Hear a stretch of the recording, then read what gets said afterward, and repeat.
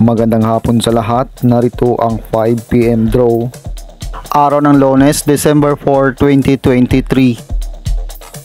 Para sa 2D Lotto, 17, 22 in exact order. Para sa 3D Lotto, 6, 0, 6 in exact order. Congratulations sa mga nanalo. Mag-like, subscribe para updated kayo sa mga susunod na draw. Maraming salamat at magandang hapon.